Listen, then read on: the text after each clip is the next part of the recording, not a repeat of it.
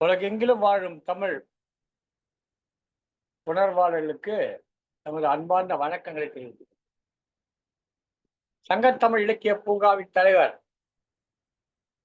ஐயர் திருவள்ளுவரை இப்பொழுது பூங்காவின் செயலாளர் காவேந்தர் பாரதிதாசனை வணங்கி இன்றைய கதை கூறு திருக்குறள கதை கூறு என்கிற நிகழ்ச்சிக்குள்ளது.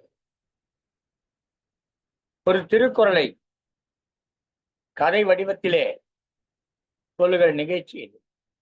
இந்நிகழ்ச்சியில் இதுவரை பல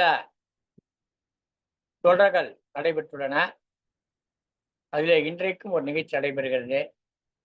ஒவ்வொரு நிகழ்ச்சியிலும் பல்வேறு குரட்பாக்களை எடுத்துக்கொண்டு பல்வேறு புனை கதைகளை கூறி அந்த திருக்குறள் எளிய வகையிலே தமிழர் நெஞ்சங்களிலே பதியும் வண்ணம் சிறப்பாக செயலாற்றி கொண்டிருக்கக்கூடிய அத்தனை பெருமக்களையும் நான் வாழ்த்தி வரவேற்கிறேன். இன்றைய நிகழ்ச்சியிலே திருமதி கவிநிலவு ப. ஆயிஷா சித்திக் அவர்களும் கவிநிலவு சு. எழிலரசி சரவணன் அவர்களும் இணைந்து நிகழ்ச்சியை வடிவமைக்க இருக்கிறார்கள். நிகழ்ச்சியில் பங்கேற்று திருக்குறள் கதைகள் குழுவாக எண்ணற்றல் வந்திருக்கிறார்கள். திருக்குறள் என்பது தமிழருடைய மாண்புகளை உயர்த்துகிற ஒரு நூல்.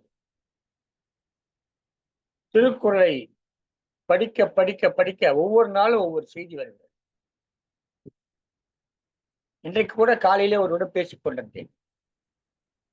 திருக்குறளுக்கு திருவள்ளுவருக்கு அதுக்கு தாடி மேசெல்லாம் வைக்கிறீங்க, தலைமுடிதான் அவ்வளவு பெருசா போடுறீங்க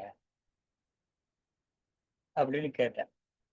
பின்ன அப்படிதானே போடணும், அப்படிதான் இருக்கு படம், அப்படிதானே போட்டுக்கிட்டு இருக்கோம் அப்படின்னு சொன்னாங்க. அப்ப நான் கேட்டேன், மழித்தலும் நீட்டலும் வேண்டாவாம்னு ஒரு குறள் சொல்லியிருக்காரு, அந்த குறள் உங்களுக்கு என்ன தெரிய வருதுன்னு கேட்டேன். இப்ப அவங்க சொன்னாங்க, ஐயா இந்த மாதிரி முடிய மொட்டை அடிச்சுக்கிறதோ முடிய நீட்டா வளர்த்துக்கிறதோ துறவுக்கு தேவையில்லை, மன தூய்மை தான் முக்கியம், அறம் தான் முக்கியம் அப்படின்னு சொல்லியிருக்காங்க அப்படின்னு சொன்னாங்க. அது மட்டும்தான் புரியுதா உங்களுக்கு? எனக்கு இன்னொரு செய்தி புரியுதுன்னு சொன்னேன். என்னன்னு கேட்டாங்க. நான் சொன்னேன், திருவள்ளுவர் காலத்துல முடியை மழித்துக் கொள்வதற்கான ஷேவிங் பிளேடுகள் கத்திகள் இருந்திருக்கிறது என்று தெரிகிறது அப்படின்னு. அப்படி ஒரு கத்தி இருக்கிற போது அவர் எதுக்கு காலம் முழுவதும் ஒரு தாடியை வளர்த்துக் கொண்டிருக்க போகிறார்? அவர் சாதாரணமாக நம்மை போல கொஞ்சம் முடி அடர்த்தியாக வளர்ந்த உடனே எப்போதெல்லாம் தாடிக்குள்ளே வேறு நமைச்சல் இருக்குதோ அப்பெல்லாம் மழித்திருப்பார். இப்படித்தான் இருந்திருக்க முடியும். ஏன்னா அவர் இயல்பாக வாழ்க்கையை சொல்லுகிறார். எனவே இவருக்கு எதுக்கு தாடி மீசெல்லாம் வைக்கணும்? அவர் சாதாரண மனிதராக இருந்திருப்பார், நம்மை போல எல்லோரையும் போல மனிதராக இருந்திருப்பார். இவரை நீங்கள் அவரை உயர்த்தி என்று சொல்லி அவருக்கு தாடி மீசெல்லாம் எதுக்கு வைக்கணும்னு ஒரு கேள்வி கேட்டார். அப்போ அவங்க கேட்டாங்க, நீங்க கேட்கறது நல்லாதான் இருக்கு, ஏன்னா அது துறவிகள்லாம் தாடி வச்சிருப்பாங்க இல்லையா? அப்பதான் அதுதான் துறவிகள் தாடி வைக்க வேண்டியதில்லைன்னு சொல்லியிருக்காரு. அப்போ ஒரு துறவியான தாடி வச்சிருக்க மாட்டாரு, அவர் இல்லறவாசியான தாடி வைக்க வேண்டிய அவசியம் கிடையாது. அப்ப அவருக்கு எதுக்குமா தாடி போடுறீங்கன்னு கேட்டேன். நீங்க கூட போட்டிருக்கீங்க, நானா போட்டிருக்கேன், ஆனா யோசிச்சு பார்க்கணுமா? இப்படி ஒவ்வொரு குறள்லையும் நமக்கு ஏராளமான செய்திகளை புதைத்து வைத்திருக்கிறார் திருவள்ளுவர். நீங்கள் திருக்குறளுக்கு கதை எழுத வேண்டியதில்லை. ஒரு திருக்குறளை படித்தால் நீங்கள் எழுத வேண்டிய கதைக்கான ஒரு வடிவத்தை, ஒரு கட்டமைப்பை, ஒரு ஃப்ரேம் என்று சொல்லுவாங்க, ஃப்ரேமை வள்ளுவரே கொடுத்து விடுகிறார். ஒரு திருக்குறளை எடுத்துக்கொண்டால் திருக்குறளே முதல் வரியிலே பாதி வரியிலே ஒரு ஃப்ரேம் கட்டமைப்பு இருக்கிறது, கடைசி 3 சொற்களிலே ஒரு ஃப்ரேம் இருக்கும், நடுப்புற இருக்கக்கூடிய ஒரு 2 சொற்களிலே இன்னொரு செய்தி இருக்கும். இந்த 3 செய்தியும் அடுக்கி பார்த்து இடையிலே செய்திகளை சேர்த்தால் ஒரு கதை வந்துவிடும் என்று கூறினேன். இங்கே வந்திருக்கக்கூடியவர்கள் எல்லாம் சிறப்பான கதைகளை புனைந்து கொண்டு வந்திருக்கிறார்கள். அவர்களை கதைகளை கேட்போம். அதற்கு முன்பாக நம்முடைய சங்கத்தமிழ் இலக்கிய பூங்காவின் சார்பில் கவிநிலவு சு எழிலரசி அவர்கள் ஒரு வரவேற்புரை வழங்க வருமாறு அன்புடன் அழைக்கிறேன். பாருங்கள் திருமதி சு எழிலரசி அவர்களே, பாருங்கள். என் சிந்தையை செம்மையாக்கி நல்வழி நடத்தி வரும் செம்மொழி தமிழ் அன்னைக்கும் இணைகின்ற பெற்றோருக்கும் முதல் வணக்கம். சங்கத்தமிழ் இலக்கிய பூங்காவின் தலைவராம் ஐயன் திருவள்ளுவரை, செயலாளர் பாவேந்தர் பாரதிதாசன் அவர்களையும் வணங்கி, சங்கத்தமிழ் இலக்கிய பூங்காவின் தூணாய் விளங்கும் ஒருங்கிணைப்பாளர் அன்பிற்கும் பண்பிற்கும் உரிய பாரதி சுடர் தமிழ் பணி செம்மல் எங்களையெல்லாம் நல்வழி நடத்தி வரும் நீலகண்ட தமிழன் ஐயா அவர்களுக்கு என்னுடைய வணக்கத்தை தெரிவித்துக் கொண்டு, சங்கத்தமிழ் இலக்கிய பூங்கா எடுத்திருக்கும் மிக அருமையான இந்நிகழ்வு கதை கூறு திருக்குறளை கதை கூறு என்ற இந்த நிகழ்விற்கு வருகை தந்து கதை கூற காத்திருக்கும் எனது அன்பிற்கும் உரிய கதை சொல்லிகள் ஐயா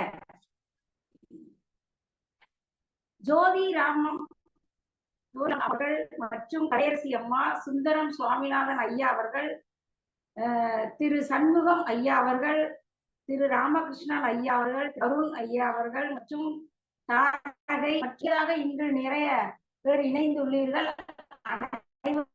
உங்களுக்கு வருக வருக என்று வரவேற்கிறேன். இன்றைய நிகழ்விற்கு தலைமையேற்று மிக சிறப்பாக நடத்தி தருமாறு திருமதி ஆயிஷா சித்திக் அவர்களை கேட்டுக்கொண்டு, மிக சிறப்பான இந்த நிகழ்வில் ஜெர்மனி தமிழ் அருவி வானொலி நிலைய இயக்குனர் ஐயா அவர்களுக்கும், இந்நிகழ்வை மிக சிறப்பாக சங்கத்தமிழ் தொலைக்காட்சி மூலம் வலையொலி செய்து வரும் மேலாண் இயக்குனர் திருக்குறள் தொண்டர் திருமதி சிவகாமி சும்மா அவர்களுக்கும், நூல்கள் பதிப்பு மற்றும் அவ்வை உலக தமிழ் சாதனை சங்கம் அனைவருக்கும் என்னுடைய மனம் நிறைந்த வணக்கத்தை கூறி வருக வருக என்று இந்நிகழ்விற்கு வரவேற்கிறேன். இந்த சிறப்பான இந்த நிகழ்வை மேற்கொண்டிருக்கும் ஐயா அவர்களுக்கு முதல் வணக்கமும் நன்றிகளும் தெரிவித்துக் கொண்டு, இக்கதைகளை கூற வருபவர்கள் சிறுவர்களுக்கு ஏற்ற கதைகளை கூறுமாறும், அதே சமயம் அக்கதைகளை தட்டச்சு செய்து அனுப்பினால் ஐயா அவர்கள் அதை நூலாக்கம் செய்து தமிழ்நாடு முழுவதும் இருக்கக்கூடிய அனைத்து நூலகங்கள் மற்றும் பள்ளிகளுக்கும் அனுப்புவதாக தெரிவித்துள்ளார்கள். அதற்கு தாங்கள் உதவுமாறு கேட்டுக்கொண்டு, மீண்டும் ஒரு முறை நிகழ்விற்கு அனைவரையும் வருக வருக என்று வரவேற்கின்றேன். வருக, வணக்கம். தலைமை அம்மா அவர்களை தலைமை உரையாற்றுமாறு கேட்டுக்கொள்கிறேன். வாருங்கள் அம்மா. அருமையான ஒரு வரவேற்புரை அளித்திருக்கிறார்கள் சு எழிலரசி அவர்கள். திருச்சியிலே ஒரு பள்ளியிலே தலைமை ஆசிரியராக இருப்பவர். குழந்தைகளோடு தொடர்ந்து நாள்தோறும் பயணிக்கிற வாய்ப்பு பெற்றவர்கள்.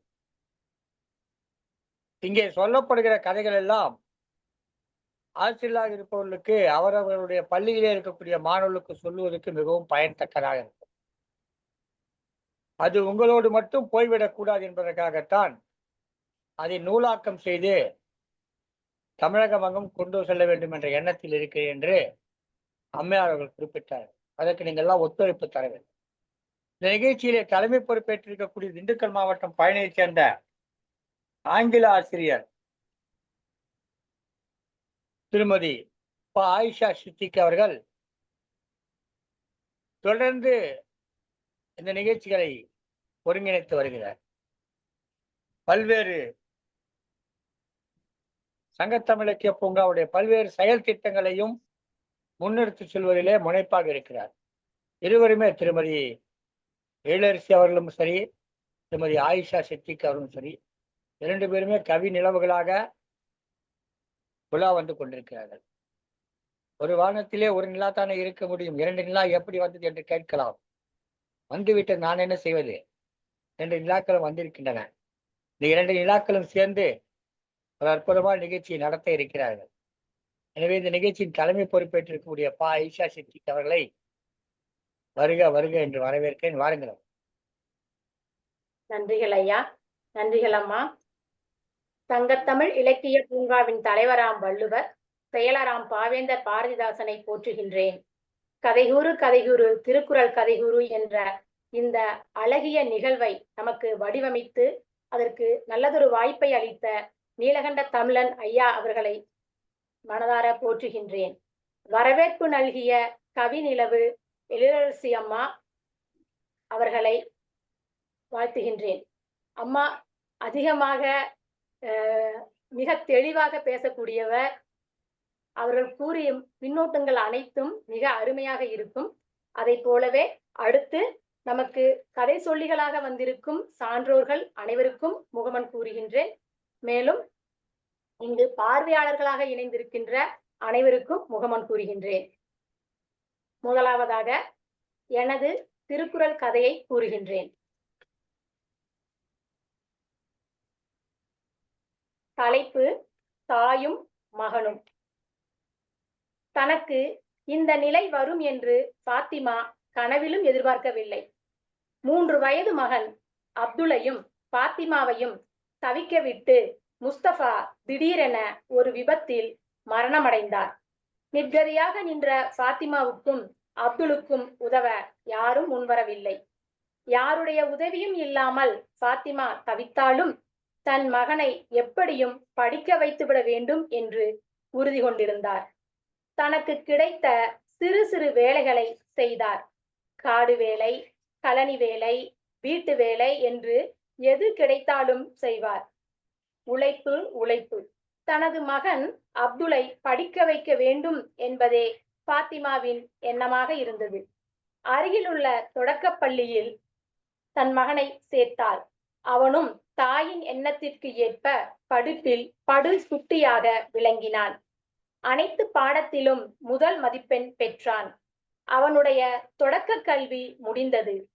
6ஆம் வகுப்பிற்கு அடுத்த ஊர்தான் செல்ல வேண்டும். அங்கே படிக்க வைக்க எல்லோரிடமும் உதவி கேட்டார் பாத்திமா. ஏண்டி பாத்திமா, உன் பையன் படிச்சு என்ன கிழிக்க போறான்? அவனை சைக்கிள் கடைக்கு வேலைக்கு அனுப்பு. மாசம் 150 உனக்கு காசு வரும்ல. நீ ஏன் இவ்வளவு கடினமா வேலை பார்க்கிறடி? உனக்கு உதவுவான் அல்லவா என்றார் உறவினர். என் கணவரோட ஆசை அப்துல்லை படிக்க வைக்கணும் என்பதுதான். அவர் இருந்தார்னா கண்டிப்பா இவனை படிக்க வச்சிருப்பாரு. நான் என் மகனை படிக்க வைத்து அவருடைய கனவை நனவாக்குவேன் என்றாள் பாத்திமா உறுதியாக. உனக்கு என்ன சொன்னாலும் புத்தியே வராது, என்னமோ பண்ணுடி என்றார் பக்கத்து வீட்டு சாரா. இதுங்க எல்லாம் படிச்சு என்ன பண்ண போகுது? அப்துல்னு பெயர் வச்சுட்டா அப்துல் கலாம் ஆயிடுமா? ஆனாலும் பாத்திமாவுக்கு அளவுக்கு மீறிய பேராசை என்று பாத்திமாவின் பின்னால் பேசினர். வழக்கம் போலவே தாயின் நிலை அறிந்து நன்றாக படித்து பள்ளி இறுதி வகுப்பில் மாவட்டத்தில் முதல் மாணவனாக தேர்ச்சி பெற்றான் அப்துல். செய்தித்தாளில் அவனது புகைப்படமும் அவனை பற்றிய செய்தியும் வெளிவந்தது. பாத்திமாவின் மனதுக்கு தெம்பாக இருந்தது. இதனால் மாநிலத்தின் முக்கிய கல்லூரியில் இடம் கிடைத்தது. கல்லூரி படிப்பு முடிக்கும் போது வளாக நேர்காணலில் நல்லதொரு நிறுவனத்தில் பணியும் கிடைத்தது. ஆனால் அவனது பேராசிரியரின் அறிவுரைப்படி உதவித்தொகையுடன் IITயில் படிக்கும் வாய்ப்பு கிடைத்தது. அயராது படித்தான். தனக்கு கிடைத்த உதவித்தொகையில் ஒரு சிறு தொகையை செலவு செய்துவிட்டு மீதியை அம்மாவுக்கு அனுப்பிவிடுவான். அவன் என்ன படிக்கிறான், என்ன செய்கிறான் என்றெல்லாம் படிப்பறிவில்லாத பாத்திமாவுக்கு ஒன்றும் புரியவில்லை. IIT முடித்ததும் அப்துலுக்கு ஆந்திர மாநிலத்தில் மத்திய அரசு வேலை கிடைத்தது. சில ஆண்டுகளில் அரசு அவனுக்கு கார் வழங்கியது. 10 ஆண்டுகளுக்கு பிறகு ஒரு நாள் திடீரென, பாத்திமா அக்கா, உங்க புள்ளைய டிவியில காட்டுறாங்க என்று கூறிக்கொண்டே ஓடி வந்தாள் சாரா. தமிழ்நாட்டில் மட்டுமல்லாமல் இந்தியாவில் இருந்து வெளிவரும் அத்தனை பத்திரிகையிலும் டிவி சேனல்களிலும் அவனுடைய படமும் அவனை பற்றிய செய்தியும் வந்திருந்தன. ஆங்கில செய்தித்தாளில் அவன் படத்துடன் பாத்திமாவின் படமும் அவர்களை பற்றிய செய்தியும் இடம்பெற்றிருந்ததை அவன் படித்த பள்ளி தலைமை ஆசிரியர் கொண்டு வந்து காட்டினார். உறவினர்கள் எல்லாரும் சூழ்ந்து கொண்டு பாத்திமாவை பாராட்டினார்கள். நம்ம அப்துல் தம்பி இப்ப ராக்கெட் விஞ்ஞானியாமே, எனக்கு அப்போதே தெரியும் அவன் பெரிய ஆளா வருவான் என்று. சாரா மூச்சு விடாமல் பேசினாள். உதவி செய்யாத உறவுகள் எல்லாம் இப்பொழுது பெண் கொடுக்க ஓடி வந்தனர். பாத்திமா மிகுந்த மகிழ்ச்சி அடைந்து ஆனந்த வெள்ளத்தில் திக்குமுக்காடிக் கொண்டிருந்தார். அனைவரும் அப்துலை புகழ்ந்தனர். ஓட்டு கேட்க மட்டுமே ஊருக்குள் வரும் எம்எல்ஏவின் காரும் மாவட்ட ஆட்சித்தலைவரின் காரும் பாத்திமா வீட்டு வாசலில் சர் சர் என்று வந்து நின்றன. எல்லோரும் வந்து பாத்திமாவிற்கு சால்வை அணிவித்தனர். செய்தியாளர்கள் புகைப்படம் எடுத்துக்கொள்ள அதே நேரம் அப்துலின் காரும் அங்கே வந்தது. மகனை பார்த்ததும் பாத்திமாவின் கண்களில் தாரை தாரையாக ஆனந்த கண்ணீர் வழிந்தது. மகனை கட்டி தழுவிக்கொண்டார் பாத்திமா. தான் பட்ட பாடுகள் அனைத்தும் மறந்து போக பாத்திமா சுவற்றில் மாட்டியிருந்த முஸ்தபாவின் புகைப்படத்தை ஒரு முறை பெருமிதத்துடன் பார்த்து கொண்டார். தனக்கு இந்த நிலை வரும் என்று பாத்திமா கனவிலும் எதிர்பார்க்கவில்லை. இதைத்தான் வள்ளுவரும் தனது அறத்துப்பால் அதிகாரம் 7 மக்கட்பேறு குறள் எண் 69 ஈன்ற பொழுதி பெரிதுவக்கும் தன் மகனை சான்றோன் என கேட்ட தாய் என்று கூறியுள்ளார். அப்துல் போன்ற நல்ல மகனை பெற்றெடுத்தவர் என்று ஊரார் பாராட்டும் போது அவனை பெற்றபோது அடைந்த மகிழ்ச்சியை விட அதிக மகிழ்ச்சியை பாத்திமா போன்ற தாய் அடைவார் என்கின்றார் வள்ளுவர்.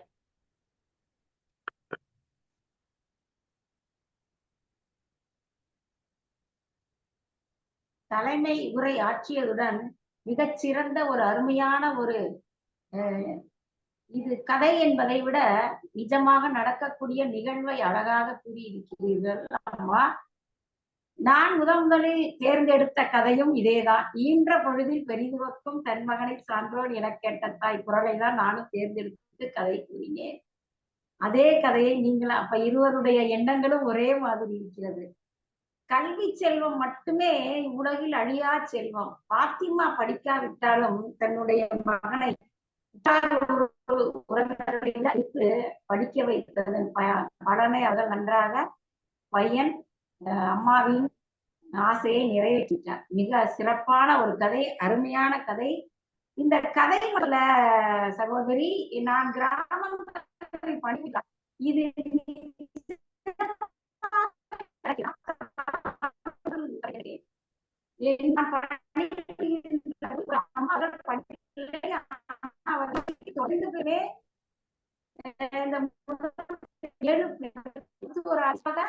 தொடர்ந்து 3 ஆண்டுகள் அந்த செய்தியை மிகச் சிறப்பான கதை. வாழ்த்துக்கள். நன்றிகள். நன்றிகள். அடுத்தது என்னுடைய கதையை நான் சொல்ல ஆரம்பிக்கிறேன்.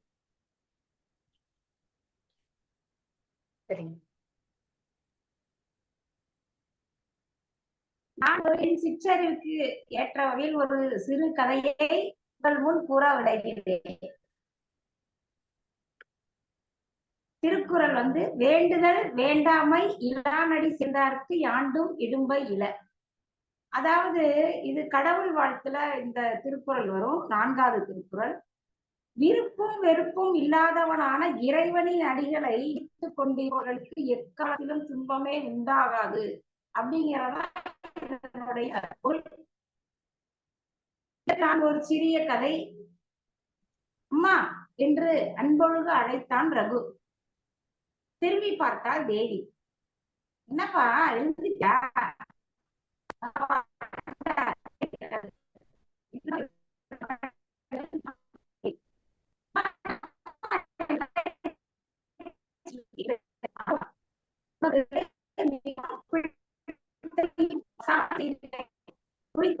சாப்பிடலாம்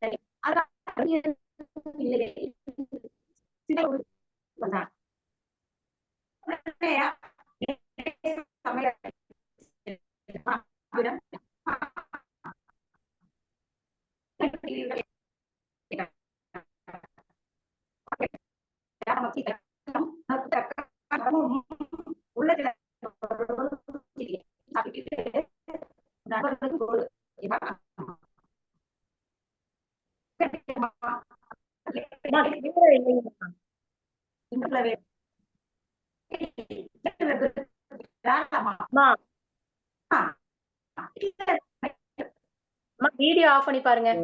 ஒளிவாங்கிய வந்து சரி பண்ணணுமா? மன்னிக்கணும், உங்களுடைய ஒளிவாங்கியை கொஞ்சம் சரி பண்ணிக்கணும்.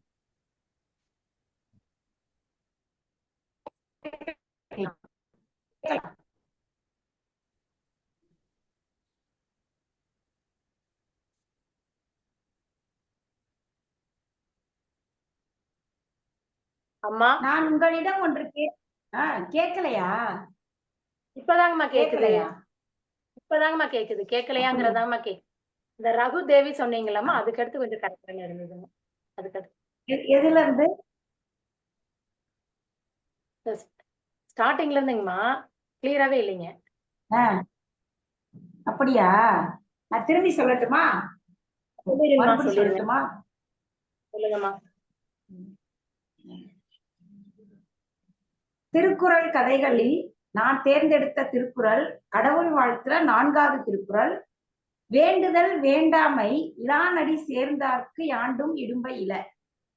அதாவது இதனுடைய பொருள் என்ன அப்படின்னா, விருப்பும் வெறுப்பும் இல்லாதவனான இறைவனின் அடிகளை நினைத்து கொண்டிருப்பவர்களுக்கு எக்காலத்திலும் துன்பமே உண்டாகாது அப்படிங்கிறதா இதனுடைய பொருள் விளக்கம்.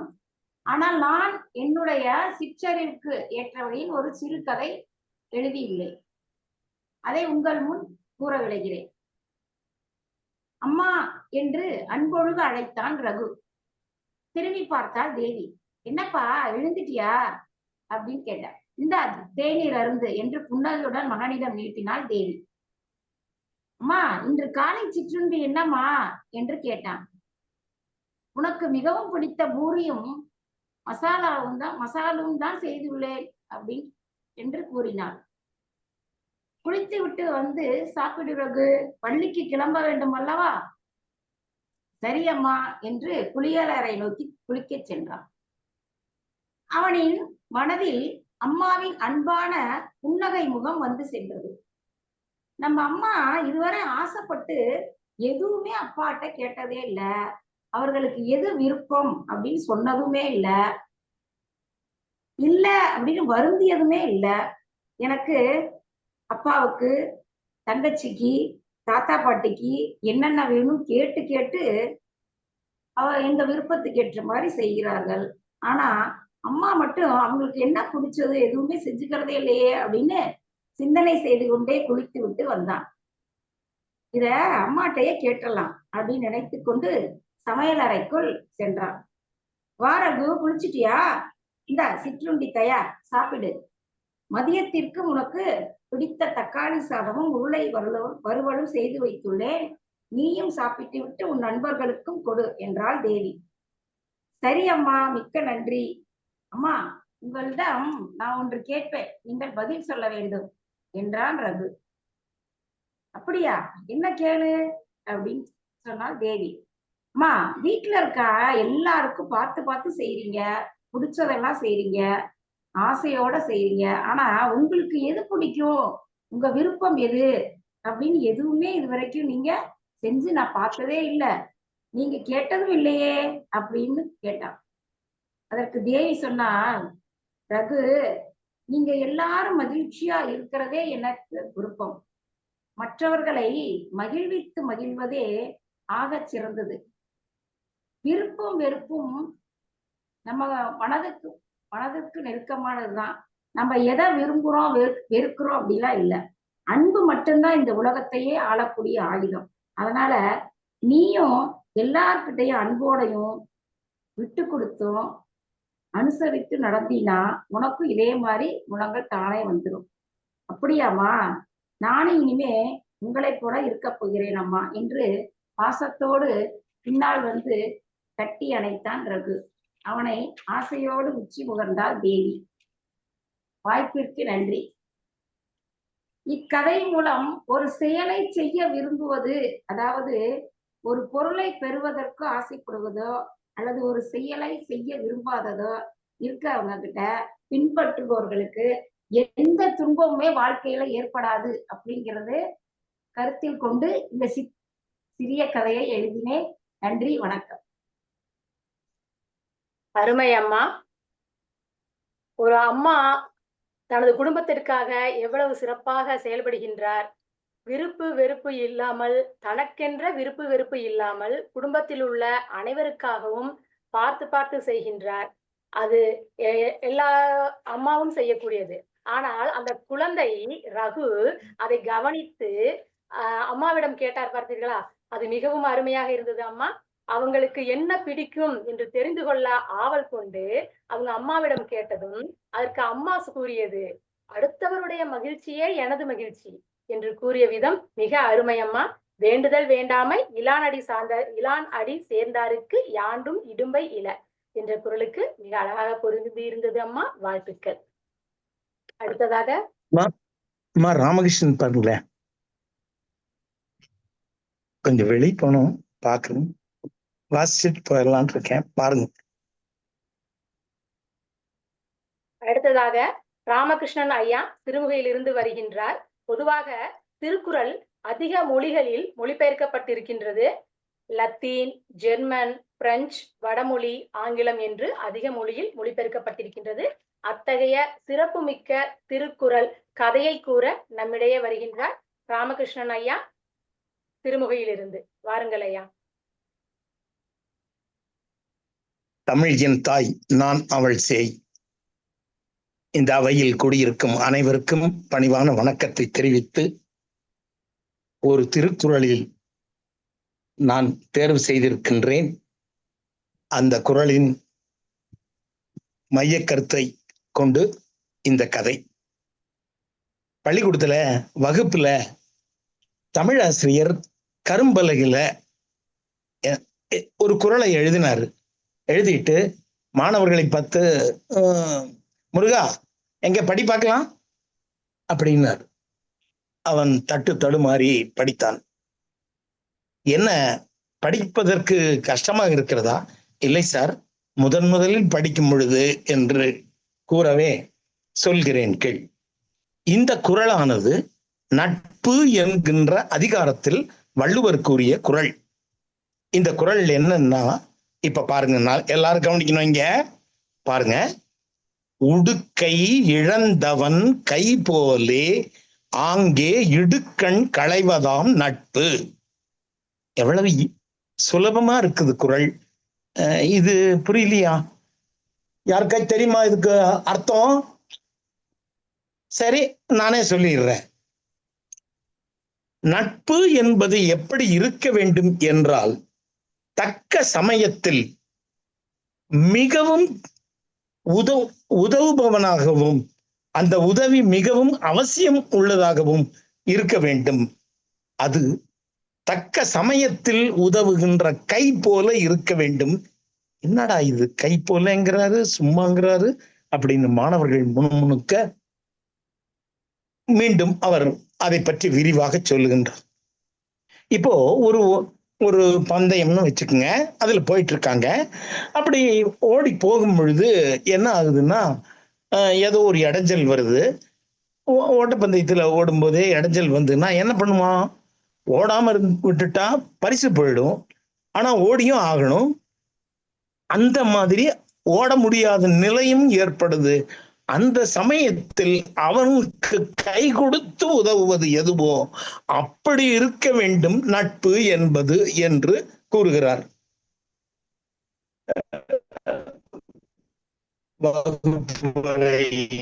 முடிந்து விட்டது.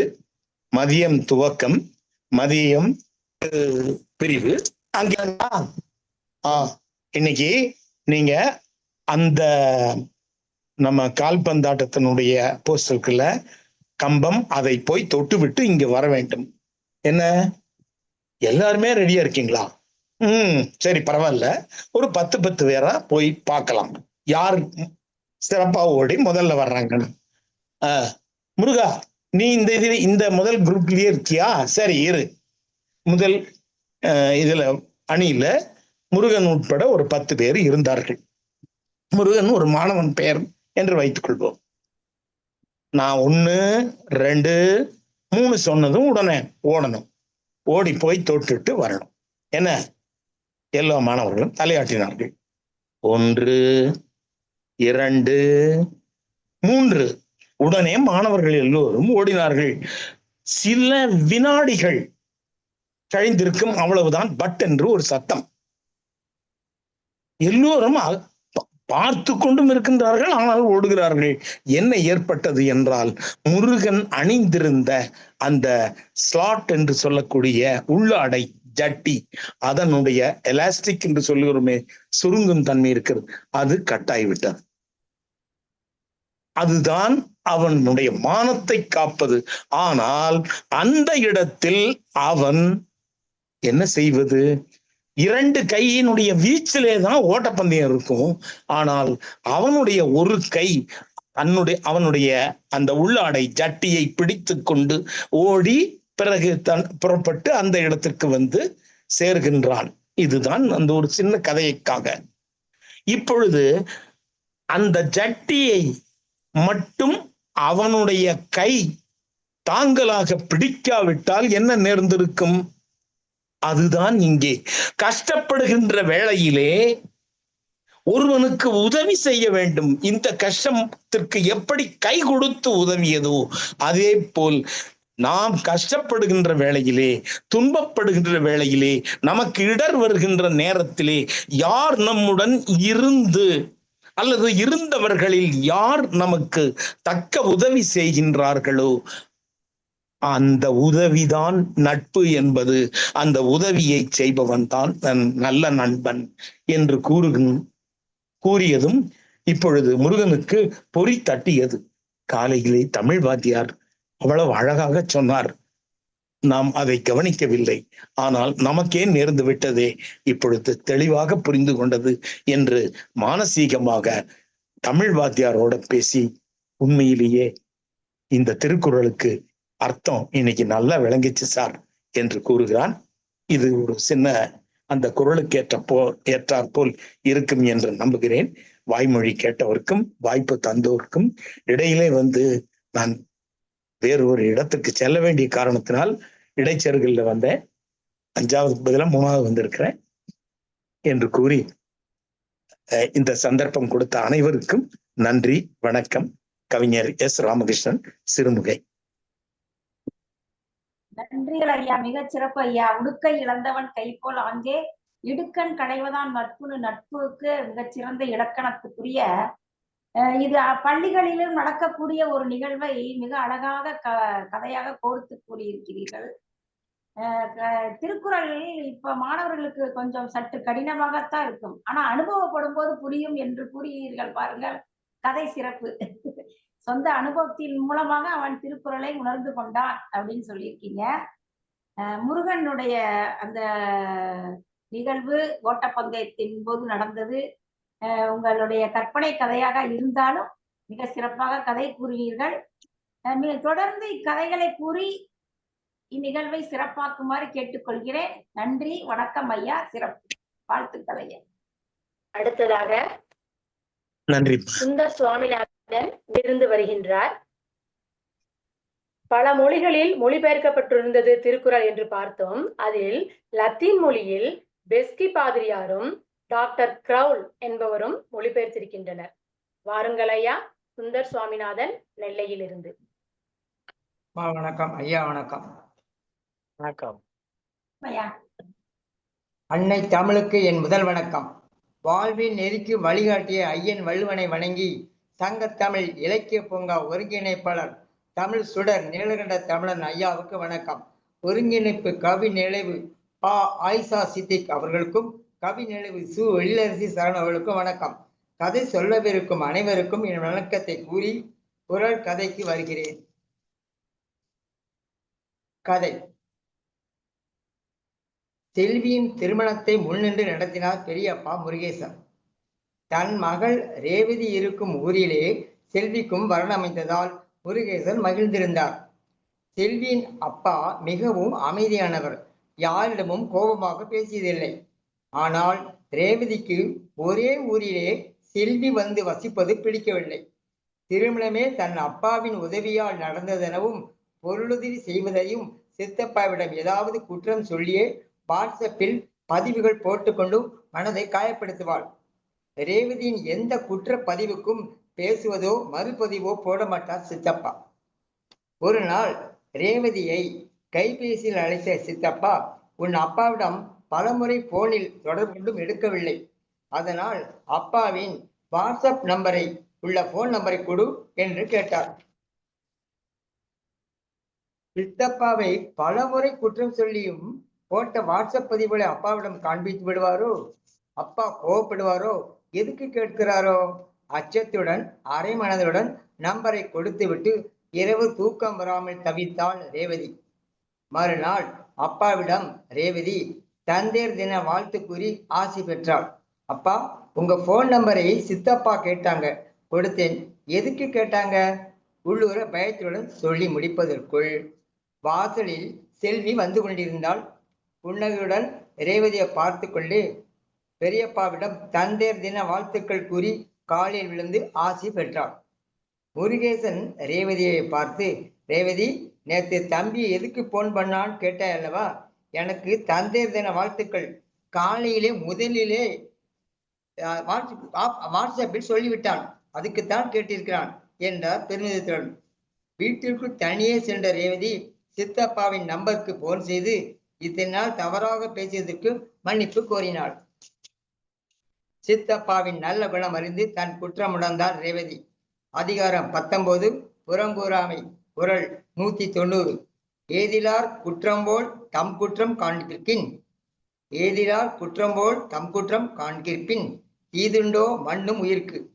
பிறரின் குற்றங்களை ஆராய்ந்து காண்பவர்கள் தம் குற்றங்களையும் உணர்ந்தால் உலகில் அனைத்து உயிர்களும் ஒரு குற்றமும் இல்லாமல் மகிழ்ந்து வாழும். உலகம் எங்கும் மகிழ்ச்சி நிலவும். வாய்ப்பளித்த நன்றி. சுந்தர் சாமிநாதன், நெல்லை. நன்றிகள் ஐயா, வாழ்த்துக்கள் ஐயா. ஏதிலார் குற்றம் போல் தம் குற்றம் காண்கிற்பின் தீதுண்டோ மண்ணும் உயிர். இப்ப ரேவதி சொன்ன குற்றங்களை எல்லாம் பார்த்தவரு அவங்களுடைய அண்ணனுக்கு தெரிவித்திருந்தால் இவளுடைய மனம் ரொம்ப கஷ்டப்படும். இப்ப அவ தெரிவிக்காததனால் அவளே அவளுடைய தவறை உணர்ந்து திருத்த வாய்ப்பு கொடுத்திருக்கிறார் அவருடைய ரேவதியின் சித்தப்பா. மிக அருமையான கதையை கூறினீர்கள். அதாவது பெண்கள் சில சமயம் தவறுகள் செய்வது இயல்புதான். அவர்கள் தவறை திருத்திக் கொள்ள இதுபோல் வாய்ப்பு கொடுத்தால் அவர்களே உணர்ந்து தன் தவறுகளை திருத்திக் கொள்வார்கள் என்பது திருவள்ளுவர் கூறிய இந்த திருக்குறளின் மூலம் அழகான கதையை கூறினீர்கள் ஐயா. அவர்கள் தொடர்ந்து திருக்குறள் கதை கூறி வருகிறீர்கள். தொடர்ந்து கூறி சிறப்பிக்குமாறு அன்போடு கேட்டுக்கொள்கிறேன். வாழ்த்துக்கள் ஐயா. நன்றி. அடுத்ததாக கலையரசி அம்மா பாப்பிரெட்டிப்பட்டியிலிருந்து வருகின்றார். திருக்குறள் மொழிபெயர்ப்புகளில் ஜெர்மன் மொழியில் மொழிபெயர்த்தவர் A.F. Camus, Friedrich Rückert, doctor Graul 3 பேரும் மொழிபெயர்த்திருக்கின்றனர். அதை போலவே வடமொழியில் அப்பர் தீட்சிதரும் ஆங்கிலத்தில் G.U. போப்பும் மொழிபெயர்த்திருக்கின்றனர். அத்தகைய சிறப்புமிக்க திருக்குறளை நம்மிடையே கதை மூலமாக வெளிப்படுத்த வருகின்றார் கலையரசி அம்மா பாப்பிரெட்டிப்பட்டி. வாருங்கள் அம்மா. திருக்குறள் கதை கூறும் இந்நிகழ்வில் கலந்து கொண்டிருக்கக்கூடிய, சிறப்பு செய்து கொண்டிருக்கக்கூடிய அனைத்து கல்வி கேள்விகள் சிறந்த சான்றோர் பெருமக்களுக்கு என் வணக்கம். கதையை ஆவலோடு கேட்டுக்கொண்டிருக்கக்கூடிய காணொளி அன்பர்களுக்கும் என் பணிவான வணக்கத்தை தெரிவித்துக் கொள்கிறேன். இப்பொழுது ஒரு அழகான கதை. கதையின் தலைப்பு உதவியின் கதி. ஒரு நாட்டுல ஒரு மன்னர், அந்த மன்னர் அவர் யோசிக்கிறார், மக்களுடைய நலனே மன்னன் நலம் அப்படிங்கிற அந்த கருத்துக்கு ஏற்றார் போல மக்கள் சந்தோஷமா இருக்கிறது மட்டுமே அவருடைய குறிக்கோளா நினைச்சிட்டு இருக்கிறார். அதுக்காக மக்களுக்கு என்னென்ன சிரமங்கள் இருக்கோ அதை எல்லாமே நாம நிவர்த்தி பண்ணிடணும், அவங்கள சந்தோஷப்படுத்தணும் அப்படின்னு பல விதமான உதவிகளை எல்லாம் மக்களுக்காக செய்யறாரு. பல அறிக்கைகள் கொடுக்குறாரு. இதையெல்லாம் மக்களை போய் சேரணும், உதவியை மேற்கொள்றாரு அவரு. அமைச்சர் மூலமா. அதோட அவர் நிக்காம இந்த உதவிகள் எல்லாம் மக்களை போய் சேர்ந்துடுச்சா, அதை அவர் கவனிக்கணும் அப்படின்றதுக்காக அந்த நாட்டுக்குள்ள வலம் வரார். அப்படி வந்து பார்க்கும்போது மக்களுடைய நிலைமையில ஒரு சிறிய முன்னேற்றம் தான் இருக்கு, பெரிய அளவுல முன்னேற்றம் இல்லை. என்ன காரணமா இருக்கும்? நாம செய்யற உதவி இந்த மக்களுக்கு பத்தலையா? எங்க குறைபாடு இருக்கு? நாம எவ்வளவோ முயற்சி எடுத்து செய்யறோமே, மக்களுக்கு வாழ்க்கையில முன்னேற்றமே அதிகமா இல்லையே, எப்படி இதெல்லாம் அப்படின்னு அவர் யோசிக்கிறாரு. அமைச்சரை கேட்கிறாரு, மன்னா நீங்க என்னெல்லாம் மக்களுக்காக அறிவிச்சீங்களோ அது எல்லாமே நாங்க மக்களுக்கு தேடி தேடி செஞ்சுக்கிட்டு தான் இருக்கிறோம் அப்படின்னு சொல்றாரு அமைச்சர். மன்னருக்கு ரொம்ப குழப்பம். இந்த பிரச்சனையை நாம எப்படி தீர்க்கிறது அப்படின்ட்டு யோசிக்கிறாரு. யாரையாவே கேட்கிறாரு. முழுமையா போய் மக்கள் இந்த நலன்கள் சேர்ற மாதிரி எனக்கு தெரியலையே அப்படின்னு சிந்திக்கிறாரு. அப்புறம் அவர் ஒரு முடிவு எடுக்கிறாரு. பக்கத்து நாட்டு அரசர்களை எல்லாம் விருந்துக்கு கூப்பிடுறாரு, இவருடைய அவைக்கு, அரசவைக்கு கூப்பிடுறாரு. அப்போ சில மன்னர்கள் அவங்களுடைய அமைச்சர்கள் எல்லாரும் அங்க வராங்க.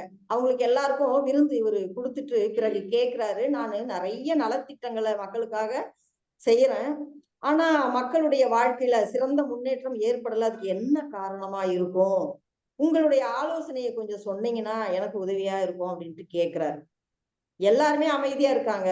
ஒரு மூத்த அமைச்சர் சொல்றார், இதற்கு நான் தீர்வு சொல்றேன் அப்படின்னு சொல்லிட்டு அவர் ஒண்ணுமே சொல்லல, ஒரு செயல்பாடு செய்யறாரு. ஒரு குச்சி ஐஸ் எடுத்துட்டு வர சொல்றாரு. அந்த ஐஸ அந்த சபையில அமர்ந்திருக்கக்கூடிய மன்னர்கள் அமைச்சர்கள் வரிசையா இருக்காங்க, அவங்க கிட்ட முதல்ல இருக்கிறவங்க கிட்ட கொடுக்குறாரு அந்த அமைச்சர். அந்த குச்சி ஐஸ் ஒவ்வொருத்தருக்கிட்டயா கை மாறி போயிட்டே இருக்குது. அப்படியே வரிசையா எல்லாரும் மாத்தி மாத்தி மாத்தி வாங்குறாங்க. இறுதியா மன்னர் கைக்கு போகுது. மன்னர் கைக்கு போகும்போது அந்த குச்சி ஐஸ்ல இருந்து ஐஸே இல்லைங்க, திரவம் மட்டும்தான் இருக்கு. திரவம் அப்படியே சொட்டு சொட்டா வடிஞ்சு கீழே போகிற மாதிரி அப்படி இருக்கு. அப்புறம் மன்னர் யோசிக்கிறார், நான் கேட்ட இந்த பிரச்சனைக்கு இது எப்படி தீர்வாகும் அமைச்சரே சொல்லுங்க அப்படின்னு. அமைச்சர் சொல்றாரு, நீங்க நலத்திட்டத்தை முழுமையாதான் மக்களுக்கு செய்யறதுக்கான ஏற்பாட்டை செய்யறீங்க, போய் சேர்றதுக்கான ஒரு வழிமுறையை ஏற்படுத்துறீங்க, ஆனால் இந்த ஐஸ் எப்படி உருகி வந்துச்சோ அந்த மாதிரி இந்த நலத்திட்டமானது அரசு பணியாளர்கள் இருக்காங்க, அவங்க கிட்ட அந்த இடைத்தரகர்கள், ஊழியர்கள், அதிகாரிகள் இங்க எல்லாம் போய் போய் போய் அது கரைஞ்சி கடைசியா கொஞ்சமாதான் மக்களை போய் சேருது. இதுதான் உங்களுடைய பிரச்சனைக்கு நான் தீர்வா சொல்லியிருக்கேன் அப்படின்னு சொல்லும்போது மன்னர் புரிஞ்சுக்கிறார். அப்படின்னா மன்னர்கிட்ட இருக்கக்கூடிய அந்த அமைச்சர் என்ன செய்யணும்? இந்த நலத்திட்டங்கள்லாம் பூரணமா மக்களை போய் சேருதா அப்படின்றத அவர் மேற்பார்வை செய்யணும். அதான் இந்த குறள்ல, திருக்குறள் அதிகாரம் 59 ஒற்றாடல், ஒற்றர்களை தேர்ந்தெடுத்தல் என்பது பொருள். ஒற்றாடல் அப்படின்னா குறள் 584 வினை செய்வார் தம் சுற்றம் வேண்டாதார் என்றாங்கு அனைவரையும் ஆராய்வது ஒற்று. அரசு பணியாளர், அவர் தம் உறவினர், பகைவர் என எல்லாருடைய செயல்களையும் ஆராய்பவனே ஒற்றனாவான். ஒற்றன் அப்படின்னா நாம அமைச்சரா எடுத்துக்கலாம். அரசினுடைய நலத்திட்டங்கள் எல்லாம் பூரணமா மக்களை போய் சேர்ந்து அடைகிறதா என்று அந்த அமைச்சர் பார்வையிட வேண்டும் என்று இந்த பொருள். வாய்ப்புக்கு நன்றி அம்மா. அருமையான ஒரு கதை சொன்னீர்கள், அருமையான கதை சொன்னீர்கள். நன்றி. இந்த கதை ஒரு மன்னன் போடுகிற திட்டம், அதற்காக ஒதுக்குகிற நிதி, அதனுடைய பலன், இதெல்லாம் மக்களை போய் சேருதா என்பது மிக அழகாக ஒரு குச்சி ஐஸை வச்சு அந்த கதை சொன்னீங்க. மன்னர் காலத்துல குச்சி ஐஸ் இருந்தாலும் தெரியல, ஏதோ உங்க கதையில வந்திருக்குது, பரவாயில்ல. ஏன்னா அதுக்கு ஒரு குறள் சொன்னீங்க, அந்த குறளுக்கு அதை விட ஒரு நல்ல ஒரு குறள் இருக்கு. அது என்ன கேட்டீங்கன்னா, அந்த குறளுக்கு சொல்றேன் நான், முறை செய்து காப்பாற்றும் மன்னவன் மக்களுக்கு இறை என வைக்கப்படும் ஒரு திருக்குறள். முறை செய்து சரியாக செய்து மக்களை காப்பாற்றுகிற மன்னவன் இருக்கான, அவனை மக்கள் இறைவனாக போற்றுவார்கள். முறை செய்து காப்பாற்றும் மன்னவன் மக்களுக்கு இறையென போற்றும். அந்த திருக்குறளுக்கு இந்த கதை மிக மிக துல்லியமாக, அது செய்யலன்னா என்ன ஆகும்? இப்படிதான் குச்சியை கொடுத்த கதையாத்தான் கடைசியில வெறும் குச்சி தான் போய் சேரும்.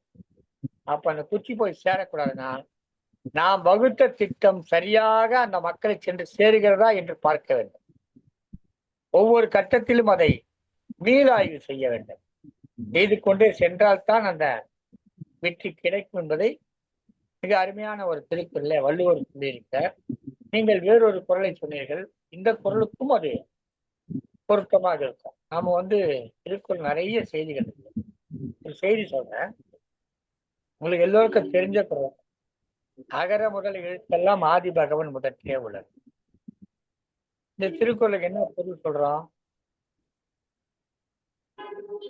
அகரம் என்பது எழுத்துக்களுக்கு முதலாவதாக இருக்கிறது. ஆதி பகவன் உலகத்துக்கு முதலாவது. இந்த ஆதி பகவன் முதற்றே உலகம் என்ன அர்த்தம்? முதல் கடவுளே உலகத்துக்கு முதல் அர்த்தம். அது என்ன முதல் கடவுள் எதுக்கு உலகத்துக்கு சொல்லணும்? கடவுள் உலகத்துக்கு முதல் சொன்னா போச்சு இல்ல. முதல் கடவுள் உலகத்துக்கு முதல் சொன்னா அப்ப இந்த முதல் 2 தடவை ஏன் வருதுன்னு ஒரு கேள்வி வரும். இப்ப இந்த திருக்குறள்ல உலகு என்று எது சொல்றாரு? வெறும் அந்த மண்ணு மலை அதை சொல்றாரா, இல்ல மக்களை சொல்றாரு? உலகு என்பது இங்க மக்கள் என்கிற பொருள்ல தான் அந்த உலகு வருது. அந்த உலக மாந்தர்களுக்கு முதலாக இருக்கக்கூடிய கடவுள் யார் சொன்னா? முதல் கடவுள். அதான் முதல் கடவுள் சொல்லிட்டீங்க, அப்புறம் திருப்பி முதல் சொல்றாரு. ஒரு சிக்கல் சரி, இந்த சொல்லக்கூடிய செய்தி என்ன சொல்றாரு? இந்த உலகம் அப்படி இருக்கு, ஆனா உலகத்துக்கு முதலாக இருக்கக்கூடிய கடவுள் எங்க இருக்கார்? அவர் வெளியில இருக்கார். சரிங்களா? அப்படிதான் சொல்றாரு. அப்படிதான் அர்த்தம் இருக்கு. ஆனா அதுக்கு சொல்ல வந்த ஓமை அது என்னது? அகர முதல எழுத்தெல்லாம். எழுத்துக்களுக்கெல்லாம் அகரம் முதல்னு சொல்றாரு. அந்த அகரம் அந்த எழுத்துக்களுக்குள்ள இருக்குதா, வெளியில இருக்குதா? அந்த அகரம் என்கிற எழுத்து, அந்த எழுத்துக்கள் இருக்க. இப்ப 247 எழுத்துன்னு சொல்றோம். இப்ப அந்த 247 எழுத்துக்களுக்கு உள்ளர அந்த அகரம் இருக்குதா, இல்ல அகரம் வெளியில இருக்கா? உள்ளரத்தான் இருக்குது. அப்போ ஓமையில அது உள்ளர இருக்குது. ஆனா கடவுள் மட்டும் எப்படி வெளியில இருப்பாரு? உலகு என்பது மாந்தரை குறிப்பிடும். இந்த உலகத்தில் இருக்கக்கூடிய மாந்தர்களுக்கெல்லாம்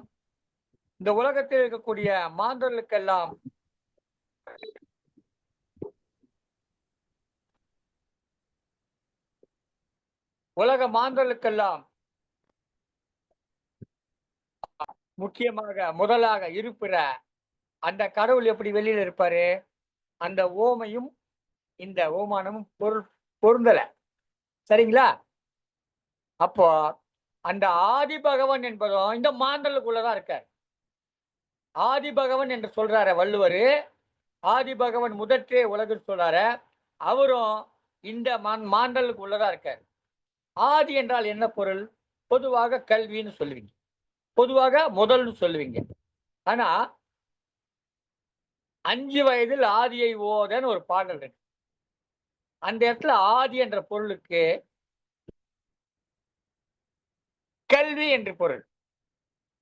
எனவே ஆதி பகவன் முதற்றே உலகு என்றால் கல்வி பகவன் முதற்றே உலகு. அந்த கல்வி பகவன் யாரு? ஆசிரியர். அந்த ஆசிரியர் யாரு? இந்த மாந்தர்களுக்குள்ள இருக்கார். எப்படி அகரம் எழுத்துக்களுக்குள்ள இருக்கிறதோ அதுபோல் ஆசிரியரும் அந்த மாந்தர்களுக்குள்ள இருக்கிறார்.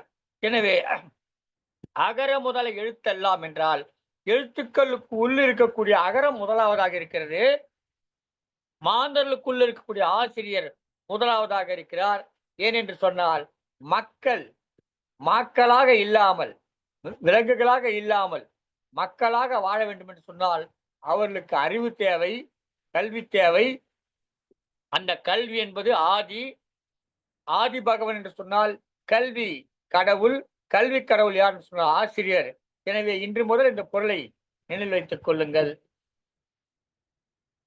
எழுத்துக்களுக்கெல்லாம் அகரம் முதலாவதாக இருக்கிறது. அதுபோல கல்வி கடவுளாகிய ஆசிரியர் மாந்தர்களுக்கு, உலக மாந்தர்களுக்கு முதலாவதாக இருக்கிறார். இது மாதிரி அந்த திருக்குறளுக்கு பொருள் புரிந்து கொள்ள வேண்டும் என்று உங்களிடம் அன்போடு வேண்டி கேட்டுக்கொண்டு அடுத்த கதை சொல்லி அழைப்போம். அழைக்கலாம். அடுத்ததாக ஜோதிராமன் அம்மா பாப்பிரெட்டிப்பட்டியிலிருந்து வருகின்றார்.